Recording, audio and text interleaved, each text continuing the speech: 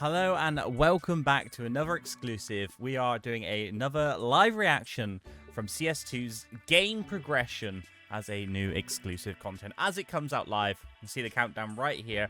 We are very excited for this one. Hopefully we'll get a bit more of an in-depth look of how you progress through the game. We know that there's technically trees available and you essentially level up your city the way you want to, but we can finally get a closer look and see what is happening.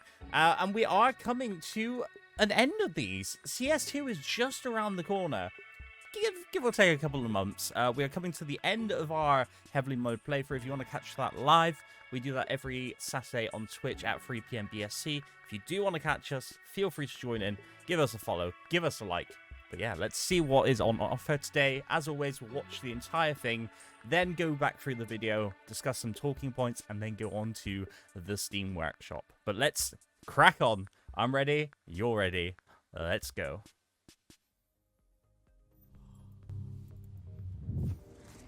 City building is a journey led by your creativity and ambition. So the decisions you make along the way reflect who you are. To help you build a city that's true to you, Cities Skylines 2 puts 20 milestones packed with rewards directly in your path. When you unlock a milestone, you're rewarded expansion permits. Expansion permits allow you to quickly add new map tiles to your city. But this isn't just about real estate. Use expansion permits to release tiles with the specific attributes you need to see your plans through. Milestones also reward you with development points. You need development points to add city services, the bedrock of a functioning metropolis. But just adding them isn't enough. The needs of citizens will change as the city expands, so you'll need to keep developing city services to keep pace. Your development points make it happen. The city services you choose to add, how you develop them, and just how advanced you make them all make a big impact on the character of your city. This is how it works. Each city service has a development tree. The nodes on the development tree are more and more advanced buildings that level up the city service in a specific way. As you unlock these nodes, that city service becomes more sophisticated and specialized. When you first add a city service, you're at the base of the development tree, so you get the basics. Like when you add the city service public transportation, you get buses and taxis. Basic stuff. Spend development points to unlock nodes further along the development tree. In this case, you might invest in trains to move more people more efficiently. Or you might go in a totally new direction by taking to the skies. It's all up to you. Remember, the further you go along a development tree, the more development points you'll need to cough up. And they don't exactly rain from the sky. You might not add a city service at all, or you might not develop it very much. Others, you'll take all the way. Once you add a city service and unlock nodes on its development tree using development points, it's time to open your wallet. To actually pay for the construction of city service buildings, building extensions, and operational upgrades, you need cash. Don't worry, you can cover it with the monetary rewards you get when you unlock each milestone. By now, you're probably asking, how do I unlock milestones? It's all about expansion points, or XP. You'll rack up XP passively and actively. Passive XP are awarded up to 16 times during each in-game day. They're awarded as your city's population and the happiness level of that population increases. That's why smooth-running cities that foster the well-being of citizens make steady progress toward the next milestone. Active XP are doled out right when you make bold investments in your city. Watch them rack up when you plop a signature building or invest in core infrastructure like the city's road network. In Cities Skylines 2, milestone rewards empower you to unleash your creativity and ambition on the path to building a city that only you can.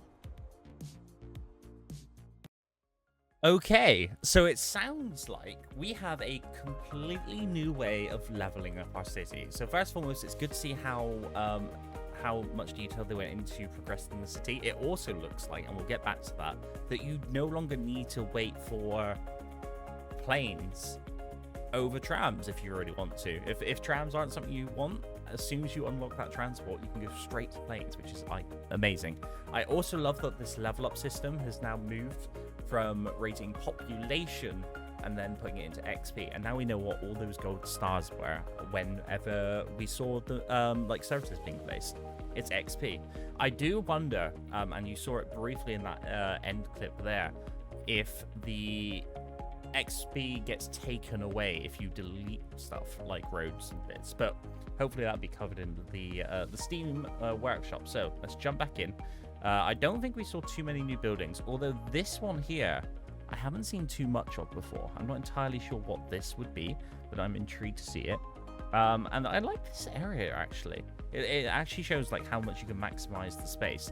The only thing I do worry about, and then maybe this will be covered in a later video, is this landscaping and how sharp these cliff edges are. I'm wondering if that is by choice, or if maybe like placing all these buildings has raised it up to that level, because there's always been issues with like connecting nodes to certain heights, especially if it's like ground level for those who are using like fine road tools and stuff. So I'm hoping that this is more of a stylistic choice rather than the game saying no, it needs to be this height for you to play this. But anyway, let's go off. So they went through a hell of a lot here, and I might need to try and get down. So XP is how we level up. It's nice to see that we don't just unlock one tile now. I know that essentially a 3x3 total of 9 tiles in this game kind of equivalates to a single tire in CS1, but it's nice to see that in some cases this wasn't just +3, some were +5. It also gives us a little bit more detail into some things that you can connect here. So it looks like the types of things that you can unlock does not directly interfere with your services tree, that development tree that we saw earlier. But we can definitely have a look. This looks like more of the stuff that you can just unlock, whether that's high density, whether that's different industries, whether that is loan limits. Obviously, we know from the last video there is just a single loan and you can take and withdraw money as you go. But it's good to see that even here, once you get to thriving I can never say this word. Metropolis. That's close enough. You get 36 tiles. That's huge. 36 tiles is amazing. Obviously, it's going to take a while to get up there. And you can see these XP points. Obviously, we don't know how much XP you get by per placing building, but that's a lot of XP. Seeing as like earlier on, we were only on 46,000. It's XP is going to be one of those things that you just need to grind. 671,000 again, plus 56. It's going to be huge. It's going to be huge. So that's really good. I like this little graphic. It's less formal and it's a bit more of a like, hey, here's your reward, rather than, you know, great, you've unlocked this again. And I'm hoping this isn't as repetitive as the other ones, but we'll see. But yeah, it's very clear what you see here. Obviously, very easy, so you can jump into here if you want to use up your progression points. It's very cool. I do like this. Yeah, just want to double check here. So it was the expansion permits, and here you can see them. Oh, and it does show it here as well. Permits used, 3 out of 55. So I feel like maybe they just haven't bought the land here. Where are we in? I'm not sure whose world this is. I'm sure I'll find out at some point. But yeah, maybe they just didn't expand as much as they want. Only 3 out of 55 permits. Who knows? Or this is actually just a really big city. Can we see it? 45,000 people. Isn't too bad, actually. And it is a large city. So yes, I feel like they actually have 55 tiles to pay for here. Again, obviously it costs a bit of money. That's probably why they haven't used them. You can see here in their budget, they've only got 204,000. These tiles cost 138,000. It's a lot of money. It is a lot of money. But it's interesting to see. It is interesting to see. Let's carry on quickly.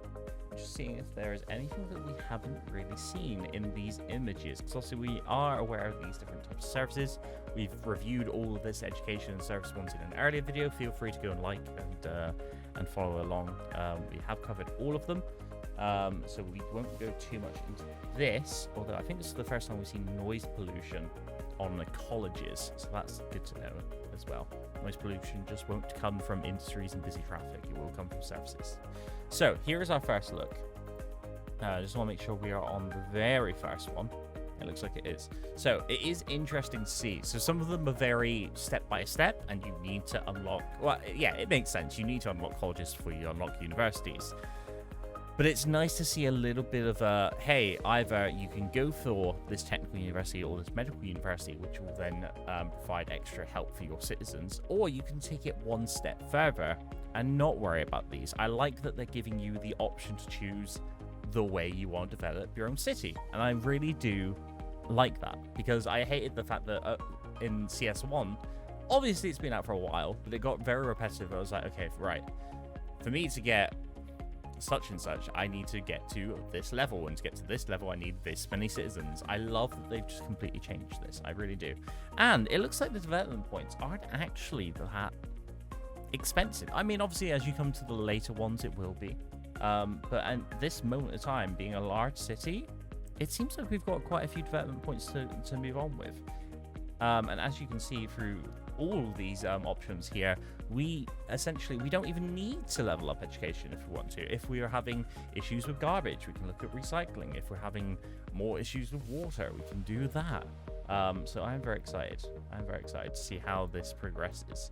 Now, one thing I didn't see here, one thing that I haven't seen here is this. I have not seen this before. And this, I feel like, basing this off what other transport we've seen, this feels like we might be able to have planes flying in between our cities. If we've got an airport in the north and an airport in the south, it looks like we might be able to do that now. And obviously this is passenger and cargo. I think this is the first time we've seen this, if I'm not mistaken. And if we have seen this before, I apologize. But this is huge. This is absolutely huge. So yeah, this is what I was talking about at the start. If you don't want to wait for subways, you can go straight to air. You can transport people around your city via planes. It'll probably be a lot more expensive, but still. One thing that I am noticing here, which I'm quite surprised about, is how easy it is now to unlock international airports. Because before we had to essentially get to, was it the second last milestone? Now all you need, trains. Just how? Didn't mean to click that. Trains and air. And then you're ready. You don't need to worry about subways. I do want to know how much trams and subways are, because I feel like subways are a very utilized mode of transport in the game. I'm not sure if they've like reloaded or like readjusted some of their things, but I feel like subways are probably more important than air in some cases. But maybe they've changed that as well, because now we can have inter-region flights, you know? So maybe that's changed as well. But I do like that they have changed that. And before I go, looks like we've got the Space Center again. We have got Chirpex back. I'm going to guess this is Chirpex. I am wondering. Now that is something though. Why is Space Center now under transport rather than unique items or unique buildings or monuments, whichever one it came onto? Can we now travel to space? Excuse me? Okay, I believe later on it did highlight over that, so we will have to read that if that is the case. But yeah, as you can see as well, so as soon as you've got basic police, we can then essentially change how things are. Because I do remember from a previous clip, not in this feature highlight, but another one, welfare office is how you stop, or when people get homeless, that's how you can reduce the amount. That's how you can increase jobs for them and essentially bring in the economy, same as the city hall. So the fact that we can, if we've got very high populations of homelessness, we don't need to worry about a prison as much. We can actually concentrate on welfare. So I love the approach that they're going with here. Same with parks. Again, more of a step-by-step, but you need both of these to get large sports parks, which, you know, it's kind of like obvious here. You need large parks, you've got sports parks. Now you get large sports parks. But then unlocking tourist attractions, I do like that, and I do wonder what comes under that scope. I'm wondering if they do click on it. They do. Tourist attractions provide entertaining and cultural activities. Fair enough. I wonder if that's where the unique buildings come into things, which is good.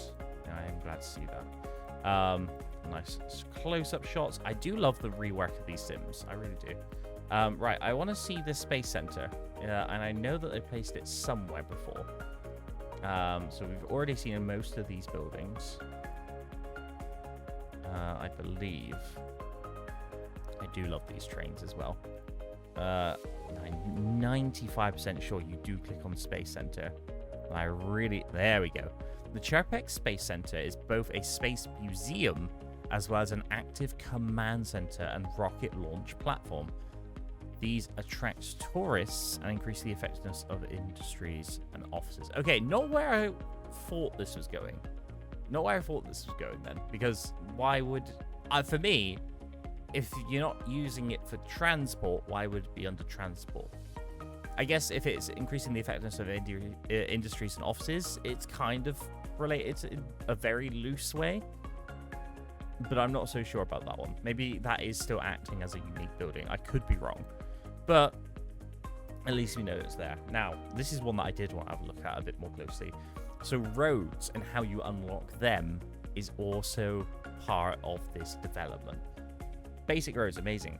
But the fact that you can now choose what is your priority in the city, starting off quite at the early stages. Do you want to make free-flowing roundabouts first? Yes, you do. Yes, you do. Yes, you do. Do you want to look after your roads maintenance more? Maybe you're in a colder climate where road maintenance is really important. Now you can. Do you want to focus more parking in commercial areas? You absolutely can. I do love this.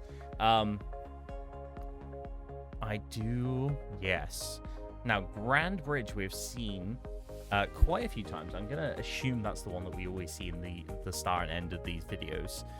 But I am surprised. I am surprised that this is like a final unlock. And I'm hoping, in fact, I'm 95% sure that they would do this, but large roads can be bridge segments. They're just not as fancy. You know, when you're talking about huge bridges and massive projects like, I don't know, we'll say the Sydney Harbour Bridge or the Manhattan Bridge or something like that. They are big monuments. They are there for tourists as well. That's fine. Now, one thing we haven't seen before: underground parking building and automated parking building. Now, that's something new. That's something new. Underground parking, we've always needed like mods and assets to get done. Automated parking, I'm wondering if that's the stuff that we see in highly developed countries like Japan, where like it's all automated, right? You drive in and it lifts you up and it puts it into like an elevated or elevator type parking situation. I'm wondering if that's what that is, because that's pretty impressive. So here we see a little bit about electrical and how we unlock this. So it looks like fossil fuels or green, or maybe a mixture of both as well. I do like that. Here we can see a dam as well. I think this is one of the first times we've seen something like that as well, which is quite nice. Nice little graphic for that. Water, pretty lackluster. I imagine maybe people will add in certain things. This is something we've got to think about as well, because the modding community for Cities Skylines is huge, and I do wonder if the development tree they're also going to take into account.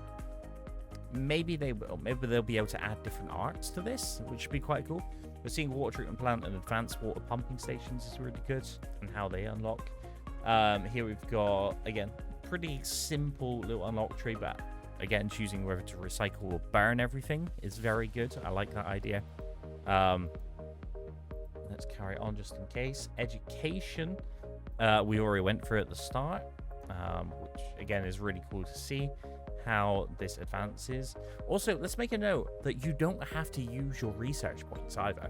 You can just save them up if your city doesn't need anything, right? And I like that. So when a massive tragedy comes in, like a death wave, if that happens in CS2, I'll be scared. But if that happens, then you can be like, okay, I need this for to increase the health of my citizens. I also need this for road maintenance to make sure that everyone can get to hospital. I might need to rely on some transport as well. So that's really cool to see. It's really cool to see. And then we do get this image, I think, of placing things. It's nice to see a very quick, like, of how these buildings expand. I am kind of surprised you only do one of each, because this first one was an expansion wing, and we have discussed my slight issues with. They have mentioned in previous videos that the services, you should only need like one major one for your city, more so with like hospitals and stuff. I still feel like I'm going to be adding more, and especially if you can operate it in certain districts. I think that makes more sense. But it is good to see. And then, oh, interesting. Okay, this is something I wasn't expecting. You unlock natural disasters only after you've reached Grand Village. That's something I wasn't quite sure about how that would work. But okay, that's fair enough. Maybe that gives you a bit of time. It's like, oh, I've just loaded into a game and now there's a snowstorm. Oh no. I guess that's maybe like a safety protocol. But obviously you can turn that off at the start as well. We are aware of that. So yes, and then it looks like most of the end stuff is literally just loan limits and bits, which I'm pretty happy with. I do wonder, actually, if these pop-ups that we see, the nice colourful ones that we've seen, if they do it only on the big iconed ones, or if it's also on the little ones. I don't know why it wouldn't be all of them, to be fair. I also love this. This gives me, like, because every time we've seen the video, it's always been kind of, oh, it's the big city. We've never seen, like, huge amounts What words am I using? We never see huge amounts of suburban areas. This looks beautiful. And I was like slightly worried, especially like reloading. It's a brand new game. I was worried about how many different variations of the same houses there are. It does look like it's pretty varied. You might see like a couple of the same ones, but I think there's gonna be enough variety. I think when CS2 comes out, I need to stop like worried about beauty and aesthetics and just like, okay, this is how the game should be played, because I'm a very logical person and I like being pedantic when it comes to placing stuff. But that makes sense. Same here. Like you get a very good. This shot actually takes me back to like a little bit of like SimCity 4 Deluxe vibes or Rush Hour vibes. I love seeing this. I do want to find out who made this city though, because it looks very beautiful, and I think this new Dawson again. But I could be completely wrong. They could be mixing and matching. But yes, very, very nice. And then we get that idea of how many... It looks like if you're placing services, you get XP per household by the looks of things. Maybe per business as well. And also just placing these roads. So there, it says plus 2 XP. But again, we don't know if you delete roads, that gets removed. Because that could be a very cheaty thing to do. You could place like a load of roads and just delete them all, you know? I'm sure that wouldn't be a thing, though. But okay, that's... And vision. Shush. Shush. That is wonderful. Let's jump on in to see the Steam page as well, and let's see if they have announced anything of the sort, which I'm sure they have, because they're usually pretty good at this. Although, I feel like we might have covered most of this already. But we will skim through just to see how things work. Okay, development trees we've definitely had a good look at. You may want to unlock to avoid polluting your surface water. So this is what it's all about. They're giving you the choice on how you want to develop your city, and I do love that. Oh, actually, it's a very short one. But they did go into it in a huge amount of detail, so I'm very happy about that. I'm just quickly reading through just in case we have missed anything. But I think it is pretty self-explanatory by the looks of things. In which case, we will stop it there. Next week will be Citizen Simulation and Life Paths. I am very curious to see this one, because I'm wondering if because we've already learned from Traffic AI that they'll favor one route out of 4, whether that's fuel costs, whether that's beauty, all this sort of stuff. I'm wondering if there'll be more of a detail into Citizen Simulation, because if you go back to like the very first announcement trailer, there were very clear indications of, you know, a lot more polished and beautiful parts of the city, and then a lot more rundown ones. You also saw crime happening. You also, and this is probably a little bit later, one of the earlier dev diaries, that it depends on the economy and stuff as well, right? If you're a student, you're going to be living in an apartment block that's going to be slightly cheaper, probably slightly noisier. So I'm wondering how this is going to play out. And I'm really, really hoping, it probably won't be announced in this one, but I hope they have addressed airwaves, because good lord, they were a nightmare. But yes, thank you so much for tuning in. We'll be back next week, same time as always, and I will catch you in the next one. Goodbye.